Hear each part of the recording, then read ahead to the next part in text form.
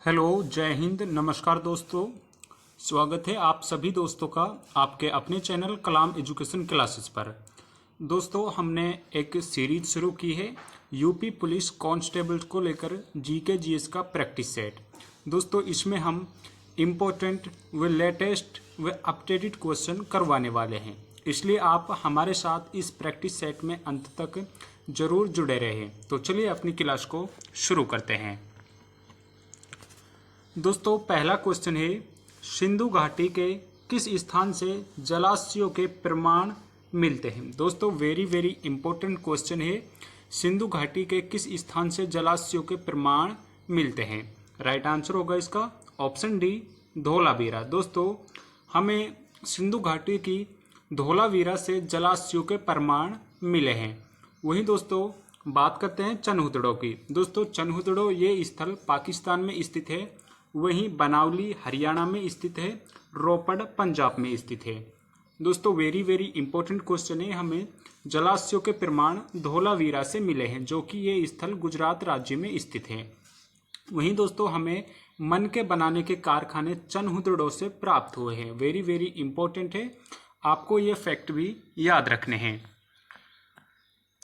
अगला क्वेश्चन है, तंत्रिका तंत्र का अध्ययन क्या कहलाता है। दोस्तों, वेरी इंपॉर्टेंट क्वेश्चन है, तंत्रिका तंत्र का अध्ययन क्या कहलाता है। राइट आंसर होगा ऑप्शन सी, न्यूरोलॉजी। दोस्तों, तंत्रिका तंत्र का अध्ययन न्यूरोलॉजी कहलाता है। वहीं दोस्तों बात करें यहाँ पर तंत्रिका तंत्र की, तो ये न्यूरोलॉजी कहलाता है। वेरी इंपॉर्टेंट है, ऑप्शन सी राइट आंसर हो जाएगा। अगला क्वेश्चन है, त्रिपिटक किस धर्म से संबंधित है। दोस्तों, त्रिपिटक का संबंध किस धर्म से है। ऑप्शन है हिंदू धर्म से, बौद्ध धर्म से, जैन धर्म से या पारसी धर्म से। दोस्तों, राइट आंसर होगा इसका ऑप्शन बी, बौद्ध धर्म से। दोस्तों, त्रिपिटक का संबंध बौद्ध धर्म से है। वेरी इंपॉर्टेंट है, ऑप्शन बी, बौद्ध धर्म राइट आंसर हो जाएगा।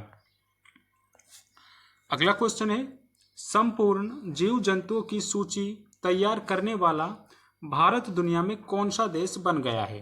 दोस्तों, संपूर्ण जीव जंतुओं की सूची तैयार करने वाला भारत दुनिया में कौन सा देश बन गया है। राइट आंसर होगा ऑप्शन ए, पहला देश। दोस्तों, जीव जंतुओं की सूची तैयार करने वाला भारत दुनिया में पहला देश बन गया है। वेरी इंपॉर्टेंट क्वेश्चन है आपकी एग्जाम की दृष्टि से। आपको ये क्वेश्चन आपके एग्जाम में किसी भी शिफ्ट में देखने को मिल सकता है, इसलिए आप क्लास को यहाँ पर ध्यान से देखिए और क्लास को अंत तक अटेंड करिए। अगला क्वेश्चन है, हुमायूंनामा नामक किसके द्वारा लिखी गई थी। दोस्तों, वेरी इंपॉर्टेंट है, एक मध्यकालीन भारत की पुस्तक है हुमायूंनामा। दोस्तों, हुमायूंनामा की रचना गुलबदन बेगम द्वारा की गई थी। दोस्तों, वेरी इंपॉर्टेंट है, हुमायूंनामा नामक पुस्तक गुलबदन बेगम द्वारा लिखी गई थी। वेरी इंपॉर्टेंट है, ऑप्शन बी राइट आंसर हो जाएगा। अगला क्वेश्चन है, विटामिन सी की कमी से कौन सा रोग होता है। दोस्तों, विटामिन सी की कमी से हमारे शरीर में कौन सा रोग हो जाता है। राइट आंसर होगा ऑप्शन सी, स्कर्वी। दोस्तों, विटामिन सी की कमी से हमारे शरीर में स्कर्वी रोग हो जाता है। वहीं बात करें ब्लाइंडनेस की, रतौंधी की, तो ये विटामिन ए की कमी से रतौंधी रोग हमारे शरीर में हो जाता है। वेरी इंपॉर्टेंट है, ऑप्शन सी राइट आंसर हो जाएगा। विटामिन सी की कमी से स्कर्वी रोग हो जाता है।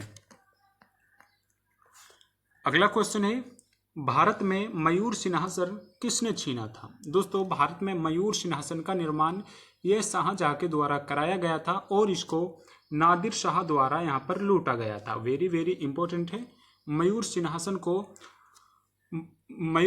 को नादिर शाह द्वारा लूटा गया था। Option B, Nadir Shah right answer हो जाएगा। अगला क्वेश्चन है, मुरुदेश्वर मंदिर किस राज्य में स्थित है।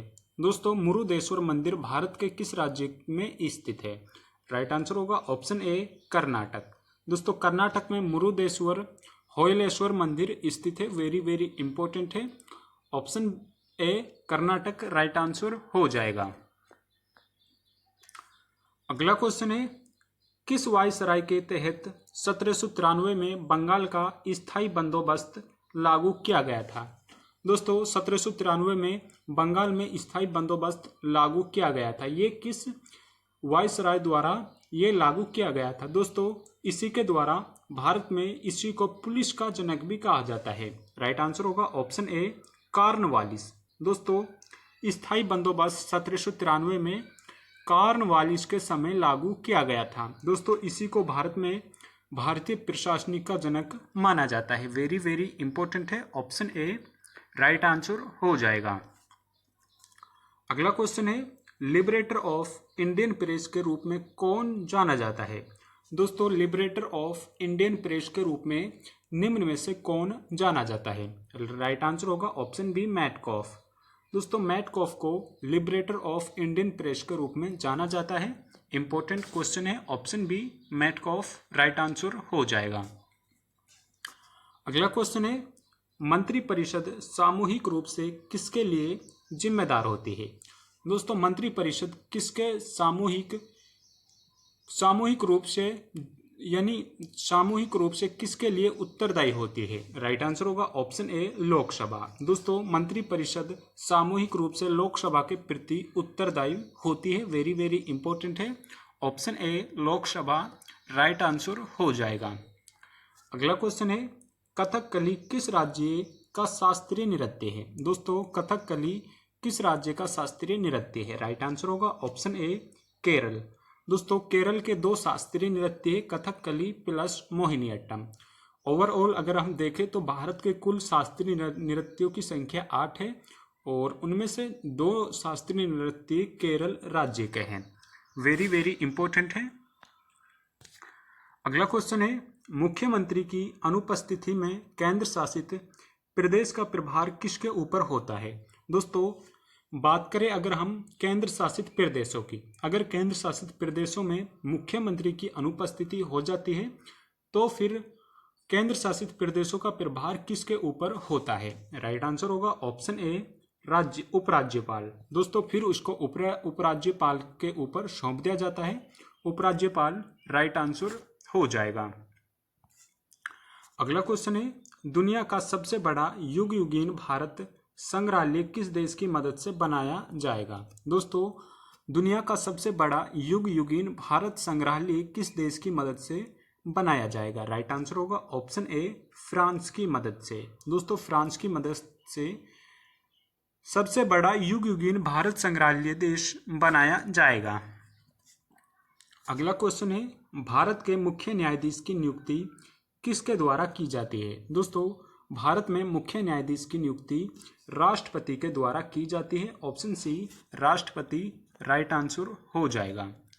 अगला क्वेश्चन है पूर्ण कुंभ मेला कितने वर्षों में एक बार आयोजित किया जाता है? दोस्तों कुंभ का मेला प्रत्येक 12 वर्षों में आयोजित किया जाता है, ऑप्शन बी राइट आंसर हो जाएगा। अगला प्रश्न है भारत के राष्ट्रपति बनने के लिए न्यूनतम आयु कितनी होनी चाहिए? दोस्तों वेरी वेरी इंपॉर्टेंट क्वेश्चन है। भारत में राष्ट्रपति बनने के लिए कम से कम कितनी आयु होनी चाहिए? राइट आंसर होगा ऑप्शन बी 35 वर्ष। दोस्तों राष्ट्रपति व राज्यपाल बनने के लिए न्यूनतम आयु 35 वर्ष होनी चाहिए। वहीं अगर आप राज्यसभा का सदस्य बनना चाहते हैं तो आपकी मिनिमम आयु 30 वर्ष होनी चाहिए। वहीं अगर आप एक प्रधानमंत्री बनना चाहते हैं तो आपकी कम से कम 25 वर्ष की आयु होनी चाहिए। अगला क्वेश्चन है 2011 की जनगणना के अनुसार भारत की महिला साक्षरता दर क्या थी? दोस्तों आपको बताना है महिला व पुरुषों की संयुक्त साक्षरता दर क्या रही थी और महिलाओं की साक्षरता दर क्या रही थी? राइट आंसर होगा ऑप्शन ए 65.46%। दोस्तों महिलाओं की साक्षरता दर 65.46 रही थी, वहीं पुरुषों की साक्षरता दर 82% रही थी। ओवरऑल जो भारत की साक्षरता दर रही थी वो 74.04% रही थी। दोस्तों इंपॉर्टेंट है, ये फैक्ट आपको याद रखना है। अगला प्रश्न है भारत की सबसे बड़ी प्रायद्वीपीय नदी कौन सी है? दोस्तों भारत की प्रायद्वीपीय सबसे बड़ी नदी कौन सी है? राइट आंसर होगा ऑप्शन सी गोदावरी नदी। दोस्तों गोदावरी नदी प्रायद्वीपीय भारत की सबसे बड़ी नदी है। वहीं दोस्तों क्लास का अंतिम प्रश्न है, निम्नलिखित में से कौन सा वाद्य यंत्र बांस से बना होता है। दोस्तों आपको इसका आंसर कमेंट बॉक्स में करके बताना है 20वें क्वेश्चन का। अगर क्लास पसंद आई है तो लाइक करें, वे चैनल पर नए हैं तो चैनल को सब्सक्राइब भी जरूर करें। धन्यवाद।